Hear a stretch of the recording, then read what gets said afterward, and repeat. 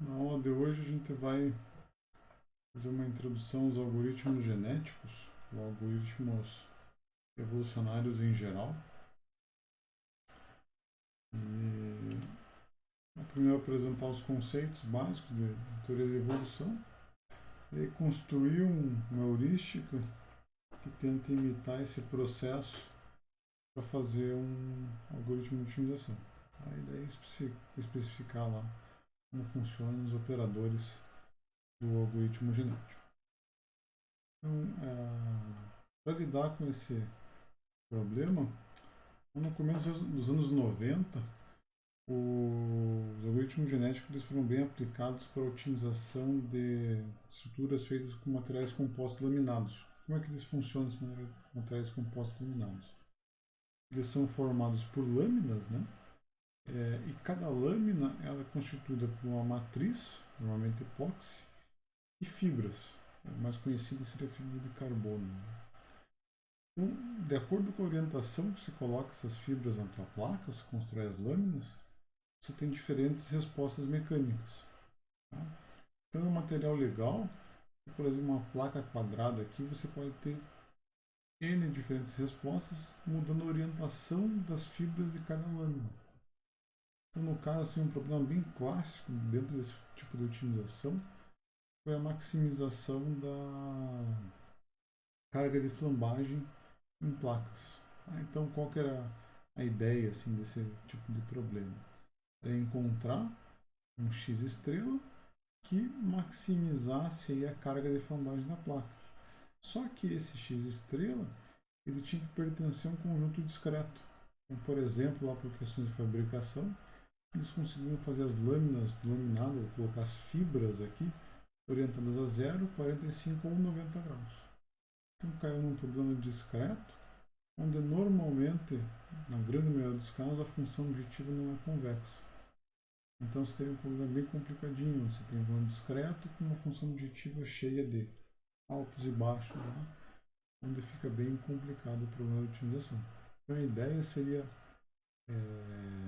encontrar os ângulos θ, ou seja, eu tenho lá N lâminas, o ângulo θ de cada lâmina no iluminado, de forma a maximizar a carga de flambagem. Tá? Então, como a gente quer maximizar aqui a função objetiva que a gente faz, para usar nossa notação convencional de minimização, simplesmente minimiza o negativo da carga de flambagem. Tá? Então, esse cara aqui foi bem legal porque ele trouxe para a engenharia um negócio que já era utilizado bastante em ciência da computação e outras áreas, e daí para frente deslanchou mesmo o uso de heurísticas em geral em problemas de engenharia. Problemas de engenharia civil, mecânica, otimização estrutural, principalmente com esse tipo de método, foi um dos trabalhos pioneiros. Tá? E daquele tempo para cá, isso evoluiu grandemente, tem aí uma infinidade de métodos e ramificações para resolver esse tipo de problema. Vamos pegar, por questão de curiosidade didática, vamos utilizar esse aqui como se fosse o nosso problema padrão para a aula de hoje. Tá? Então, tudo que a gente quer fazer é o quê?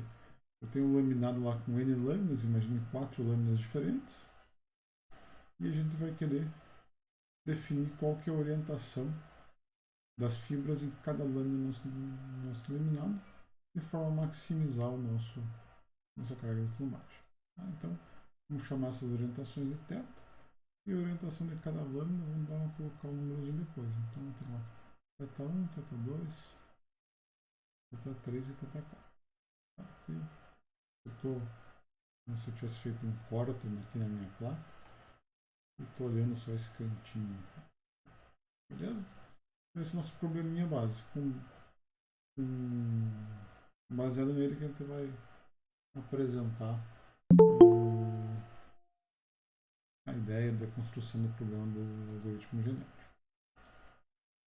Então, vamos lá. Então, para construir um algoritmo genético ou qualquer método evolucionário, o que o pessoal fez? Eles se basearam nos princípios de evolução natural das espécies. Tá?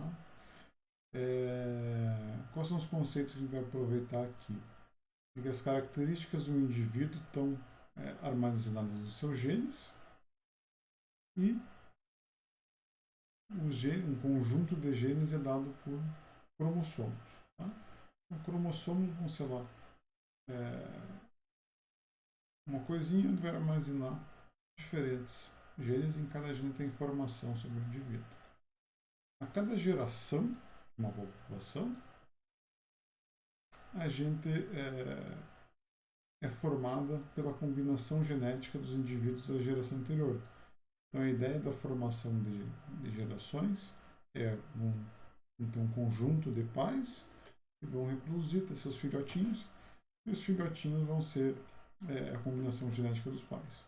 Por consequência, os pais morrem, os filhotinhos crescem, se reproduzem e dão origem a uma nova população. Tá? Então, aqui, a ideia é a gente ter em mente sempre população, geração e combinação genética. Eventualmente, indivíduos da população, se lembrar das longínquas aulas de biologia, acontecia também a mutação. Tá? Eventualmente aparecia um gene que não pertencia nem ao pai nem à mãe. Isso pode acontecer, só que ele está dentro do algoritmo genético. E a última característica, uma das mais importantes, é que os indivíduos mais adaptáveis, eles têm mais chance de reproduzir. Tá? Então, não é sempre o mais forte que reproduz, são os que se adaptam melhor. Beleza? Esses conceitos que a gente viu aqui, vamos tentar transformar eles num algoritmo de otimização. Então, como é que vai funcionar esse algoritmo de otimização? Um indivíduo, primeiro, a gente vai lidar com uma população.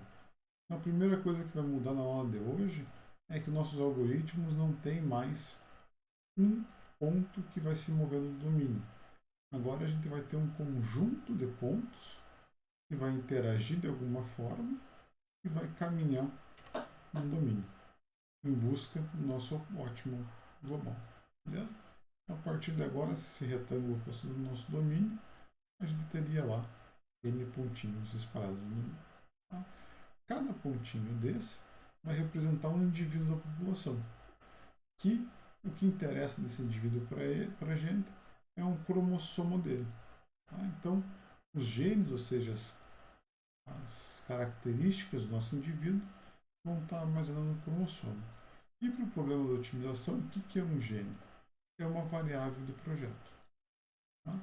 O nosso vetor de variáveis de projeto X, ele vai ser composto, cada entradinha aqui do nosso X vai ser uma variável de projeto do nosso problema de otimização. Utilizando o nosso problema da placa da slide anterior, cada teta desse vai ser um gene do meu indivíduo e vai armazenar então a informação sobre o ângulo do determinado indivíduo. Beleza? A população, como eu falei, vai ser composta por vários indivíduos. A geração que a gente tinha entre uma população e outra vai representar uma interação do algoritmo. E para gerar uma nova população, alguns indivíduos vão ser selecionados e a informação genética deles vai ser combinada. Então, como é que a gente vai selecionar? Vamos dizer que os melhores indivíduos vão ter mais chance de serem selecionados como reprodutores. Beleza? E depois, quando a gente tem casais, cada casal vai ser combinado pela operação aqui que se chama de crossover. Beleza? Vai ser a combinação genética entre os pais, vai gerar os filhotes. O outro operador do algoritmo genético vai ser o da mutação, onde a gente vai escolher indivíduos aleatoriamente no domínio, na população, e vai mutar um ou mais genes deles. Beleza? Então, isso aqui não importa se o cara é forte ou é fraco, adaptável ou não, ele pode sofrer mutação. E por fim, os indivíduos com melhor fitness aqui têm mais chance de sobreviver. Tá? Então, o que vai ser a fitness, fitness não, a fitness um algoritmo de otimização? Vai ser a nossa função objetivo. Então, como a gente quer minimizar sempre a função objetivo, os indivíduos que tiverem o menor valor de função objetivo vão ser vão ser considerados os indivíduos mais adaptáveis, os fittest indivíduos no inglês. Beleza? Então, como é que fica essa ideia do nosso problema lá de maximização de carga de flambagem numa placa com 4 lâminas? Um indivíduo vai ser representado por um ponto X no domínio, onde cada gene ou cada entrada desse vetor vai representar uma variável de projeto. Uma população no código a gente vai armazenar dentro de uma matriz P. Tá? Essa matriz P vai ter npop linhas e n colunas. Tá? Então, esse npop, ou pop no nosso código lá, vai ser o número de indivíduos da população. Cada linha, então, dessa matriz P representa um indivíduo. E cada coluna, uma variável de projeto, ou gene, nomenclatura do algoritmo genético. Cada geração vai ser uma iteração do algoritmo. O operador de crossover ou de recombinação vai ser a combinação genética de dois indivíduos. Aqui o nosso código vai estar travado em dois indivíduos, ou dois pais geram dois filhos. Tá? E, por último, a mutação. Escolhe-se lá um indivíduo aleatoriamente no domínio, escolhe-se um dos genes para sofrer mutação, e esse gene a gente troca o valor que ele já está lá utilizando um gerador de um número aleatório. Beleza? Então essa é a ideia de passar do problema, do algoritmo para o problema. Aí, logicamente, a carga de flambagem, o coeficiente da carga de flambagem, vai ser nossa função objetiva. O melhor ou negativo dele vai ser nossa função objetiva. Tá? Antes da gente ir para o código, vamos ver mais ou menos como funciona o algoritmo genético em teoria. A primeira parte é a codificação que ele tem. Classicamente, ele foi desenvolvido utilizando uma codificação binária. Tá? Codificação binária seria o quê? Por exemplo, no nosso caso do laminado, a gente tem 3 valores possíveis discretos para cada indivíduo, cada gene poder ter, que é 0, 45 e 90 graus. Na codificação binária, então a gente vai ter que transformar esse 0 num código binário, ou seja, 0, 0. 45 podemos chamar de 0 e 1, e 90 de 1 e 0. Beleza? Então, um vetor aqui que representaria um indivíduo com 0, 45, 90 e 90 graus as lâminas, a gente escreveria dessa forma. Então, 0, 0 seria o 0, 45, 90, 90. Beleza?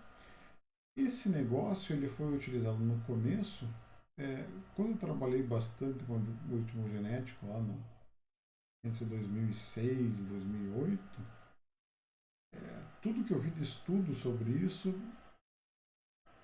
sempre mostrava que a codificação binária ela era mais limitada, ou a performance do algoritmo ficava mais limitada em relação à codificação real. Tá? O que é codificação real? Você tem um vetor que pode assumir valores 0, 45 e 90, você simplesmente trabalha com esses valores discretos diretamente. Beleza? Particularmente, eu nunca cheguei a programar a codificação binária, então eu confiei na literatura pela quantidade de trabalhos mostrando que a codificação real tinha melhor desempenho, e dali para frente sempre utilizei a codificação real. Então é o que a gente vai lidar aqui na disciplina, vai ser a codificação real. A binária ela pode ser utilizada também para casos contínuos, só que daí para você transformar um número binário em um número contínuo, isso aqui cresce exponencialmente, o número de termos que precisa ter de 0 e 1. quantos mais casas decimais você exige do teu código. Então, só de computação ali para ficar trabalhando com 0 e 1 se torna um troço muito extenso. Então, não vi nenhuma vantagem, particularmente, de lidar com codificação binária, só problemas. Então, enfim, utilizando a codificação binária, a gente parte para como vai funcionar um código. A primeira etapa do código seria a criação da população inicial. A população inicial a gente vai criar cada indivíduo dela utilizando vai ser gerado aleatoriamente no domínio. Então a gente vai gerar ainda de forma uniforme. Então vai ser bem aquela operação que a gente tinha naquela nossa heurística global lá da aula 3. Tá? Então cada indivíduo da população vai ser gerado daquela forma, onde aqui a gente tem pop o tamanho da população. Cada linha do vetor P vai assumir um indivíduo gerado aleatoriamente de forma uniforme no domínio inteiro.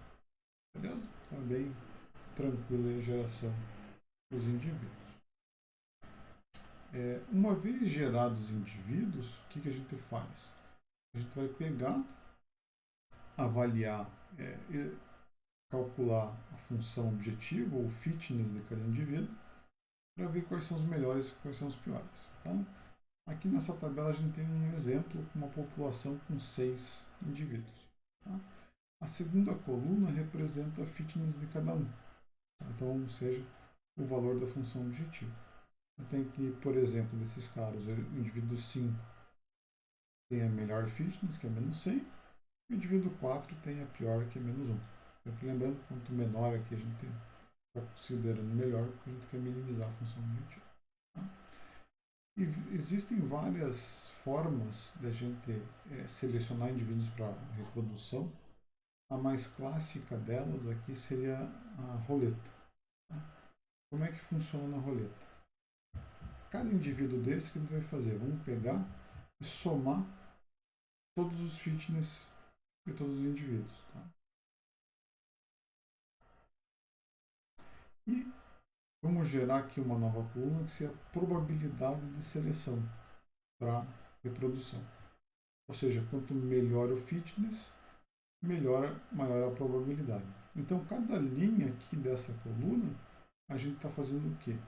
Está pegando o fitness do indivíduo e dividindo pelo somatório do total. Beleza? Dá um percentual, vai ser o percentual da fitness do cara em relação ao somatório de todas as fitness. A gente está definindo aqui, em outras palavras, uma probabilidade de seleção de cada indivíduo. Então, por exemplo, utilizando essa métrica aqui, o melhor indivíduo vai ter uma probabilidade de seleção de 40%, tá? Ou 39%. O pior indivíduo vai ter uma probabilidade de seleção aqui de 1%. Tá? O indivíduo intermediário, que vamos dizer o 50%, com uma probabilidade de 20%. Beleza?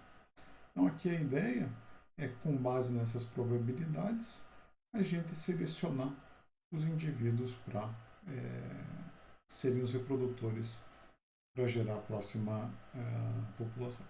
Tá? Então como é que a gente faz isso? Eu criaria aqui uma quarta coluna de intervalos, que seriam nada mais, esse intervalo vai ser sempre o que chegou aqui, a probabilidade está aqui, mais a anterior. Então a primeira faixa de probabilidade, ou seja, o primeiro indivíduo seriam entre 0 e 0,2. O segundo seria entre 0,2 e 0,27. Só estou somando esse cara aqui anterior.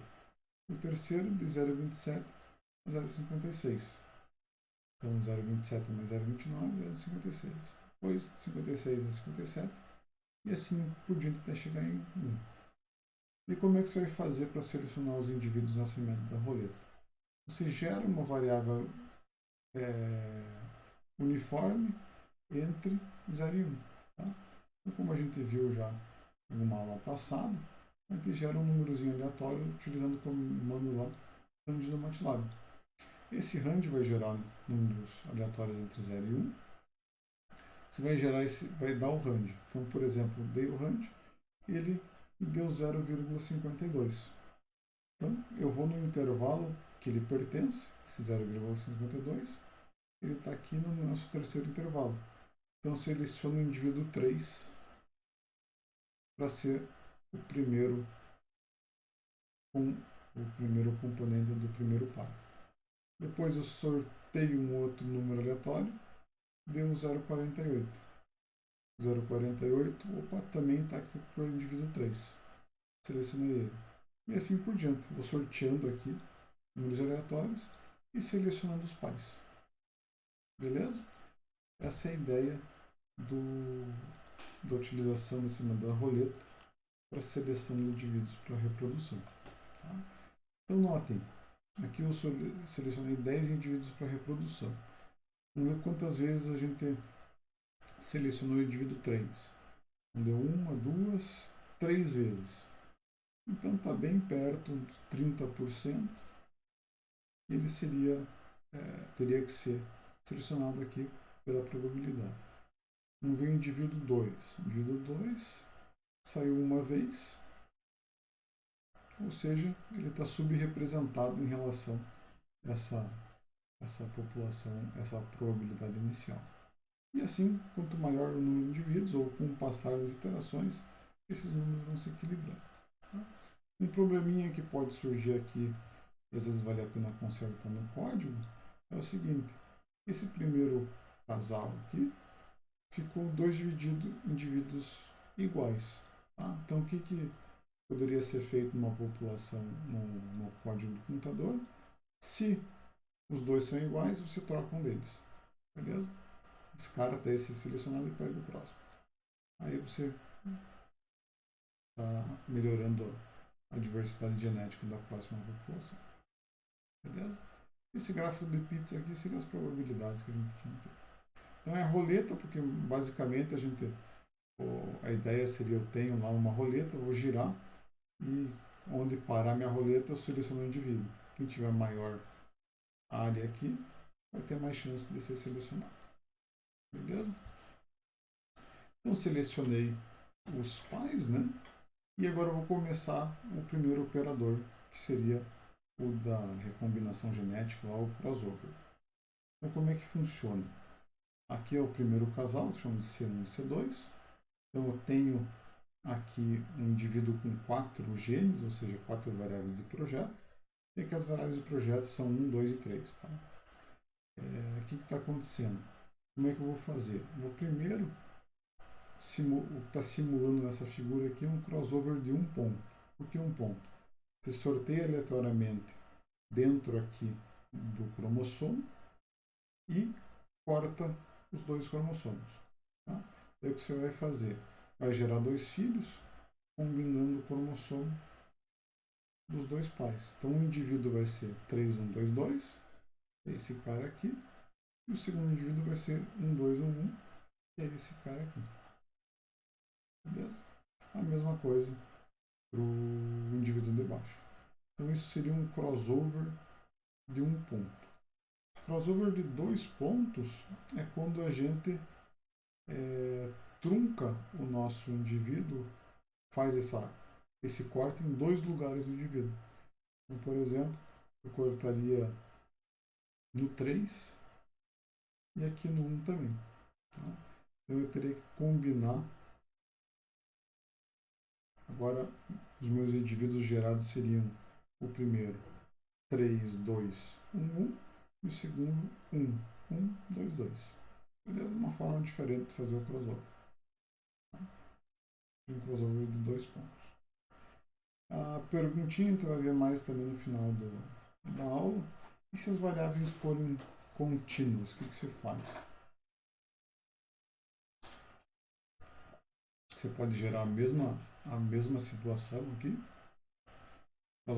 crossover de 1, 2 ou mais pontos, ou ainda você pode gerar filhotes fazendo combinações lineares entre os indivíduos. Beleza? A gente vai ver mais disso na sequência. Então, população inicial, selecionou para reproduzir, reproduz para formar nova população. E nessa população executam-se algumas mutações. Tá? Então, mutação de um gene seria o quê? A nova população, eu seleciono um filhote qualquer e dentro desse filhote eu seleciono um gene qualquer. Então, por exemplo, selecionei aqui o quarto gene. O que eu faço com esse quarto gene? Aleatoriamente eu troco o valor dele, no caso discreto aqui, por outro valor da lista. Então, trocou o 3 por 2. Beleza? O operador de mutação é bem importante para manter a diversidade genética e para ajudar naquela característica de exploração global lá do otimizador, no exploration. Beleza? Então, mutação de dois genes faria a mesma coisa para dois genes no mesmo indivíduo e, logicamente, ele pode ser utilizado em variáveis contínuas. Simplesmente pega e seleciona um gene para ser mutado e chuta um valor para ele no domínio do problema. Então, população inicial, selecionando para reproduzir, reproduziu, fez a mutação. Então, essa é a sequência básica do código do algoritmo genético. A gente sempre vai ter, gera uma população inicial, aqui com 1000 indivíduos, avalia o fitness de todo mundo, baseado nesses fitness, aplica, por exemplo, a roleta para selecionar os indivíduos para reprodução. Esses indivíduos da reprodução gera-se então o crossover. Então, uma vez já feito o crossover, ele vai gerar os filhotes aqui que está chamando de lambda no slide. Beleza? Então, a gente vai ter uma população formada por pais e filhos. Tá? O parents e offspring seria prole, uma coisa do gênero. E o lambda. No lambda, você executa a mutação. Beleza? Então, está mutado e vai avaliar então o fitness dos filhotes da nova dos lambdazinhos. Beleza? Aqui existem duas escolhas. O código que eu passei para vocês, os filhotes já são a nova população. Nesse fluxograma aqui que está acontecendo, você ainda pode, por exemplo, selecionar os indivíduos para a nova população, considerando também os pais. Então, qual que é melhor? Depende do problema, mas é uma opção que vocês têm. Verificar a convergência, se convergiu, para. Se não convergiu, repete o processo inteiro. E assim por diante. Critério de parada ali, que é essa decisão aqui de parar ou não. É o nosso clássico lá, número de iterações. Pode ser também estagnação, ou seja, ficar tantas iterações sem alterar o melhor indivíduo. Pode também ter critério de parada sobre diversidade de população. Por exemplo, se todos os indivíduos forem iguais, não tem mais muito o que fazer, também dá para parar. E assim por diante. Então, várias opções tem aí para escolher o critério de parada. Basicamente, o mais simples assim do algoritmo genérico que você vai ter que definir é tamanho da população, taxa de crossover, ou seja, a porcentagem da população que vai reproduzir, e taxa de mutação. Quando a porcentagem da população vai sofrer mutação. E por fim, o elitismo. O elitismo é sempre manter o melhor indivíduo dentro da população. Ele nunca é deletado. Normal, o código que eu passei para vocês dá para ligar e desligar o elitismo. Vocês vão ver que código sem elitismo a gente praticamente não converge, na maioria dos casos. Tá? Então, normalmente o elitismo é quase um pré-requisito, assim, pelo menos os problemas que eu já utilizei o algoritmo genético. E vamos ver primeiro o código, que depois a gente vê outros operadores, aí fica mais fácil de falar deles. Antes de ir para o código, querem perguntar alguma coisa aqui sobre essa parte mais teórica? Professor, boa tarde, o Vanderlei, eu tenho uma pergunta. Fala. Sobre a questão da parte inicial lá da seleção, lá para você